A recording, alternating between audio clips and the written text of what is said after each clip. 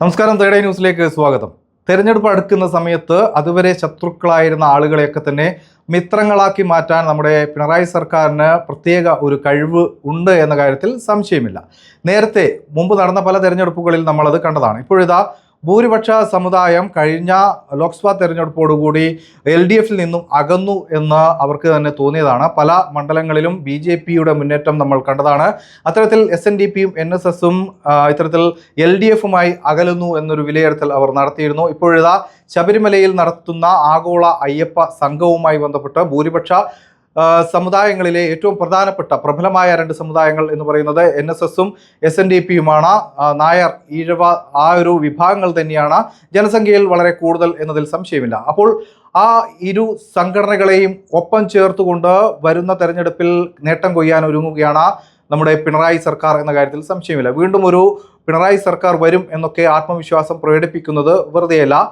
ഈ ആഗോള അയ്യപ്പ സംഘവുമായി ബന്ധപ്പെട്ട് നേരത്തെ NSS ചില അത്തരത്തിലുള്ള ചില നീക്കങ്ങൾ, അല്ലെങ്കിൽ അവരുടെ ഭാഗത്തു നിന്നും ഞങ്ങൾ അതിൽ പങ്കെടുക്കുന്നില്ല എന്നൊക്കെ പറഞ്ഞ്, അല്ലെങ്കിൽ സംഗീത് കുമാർ പങ്കെടുക്കുന്നത് അയ്യപ്പ സേവാ സംഘത്തിന്റെ പ്രതിനിധി എന്ന നിലയ്ക്കാണ്, NSS ആ രീതിയിൽ പങ്കെടുക്കുന്നില്ല എന്നൊക്കെയായിരുന്നു പറഞ്ഞിരുന്നെങ്കിൽ പോലും ഇനി വരുന്ന വാർത്തകൾ നോക്കുകയാണെങ്കിൽ NSSന്റെ പ്രതിനിധി ഈ ഒരു പരിപാടിയിൽ ഉണ്ടാവും എന്നാണ് നമുക്ക് മനസ്സിലാക്കാൻ സാധിക്കുന്നത്. നേരത്തെ തന്നെ SNDP യോഗം ജനറൽ സെക്രട്ടറി സർക്കാരുമായി പല കാര്യങ്ങളിലും യോജിച്ച് മുന്നോട്ട് പോവുകയാണ്. ഈ കാര്യത്തിലും തർക്കമില്ലാതെ അദ്ദേഹം ഈ ഒരു സംഗമത്തിന് പിന്തുണ നൽകുന്നുണ്ട്. ഇവിടെ വെട്ടിലായിരിക്കുന്നത് BJPയും UDF ആണ് എന്ന കാര്യത്തിൽ സംശയമില്ല. BJP നാമജപ ഘോഷയാത്രകളും പ്രതിഷേധങ്ങളുമായി ഈ യുവതി പ്രവേശനവുമായി ബന്ധപ്പെട്ട പ്രതിഷേധങ്ങൾക്ക് മുന്നിലുണ്ടായിരുന്നു. അതിൽ നിരവധി ആളുകൾക്കെതിരെ കേസെടുത്തിരുന്നു. NSSന്റെയും SNDPയുടെ അടക്കമുള്ള ആളുകൾ ഈ കേസിലൊക്കെ ഉൾപ്പെട്ടിട്ടുണ്ട്. ആ കേസുകളൊക്കെ പിൻവലിക്കുമെന്നാണ് ഇപ്പോൾ സർക്കാർ പറയുന്നത്.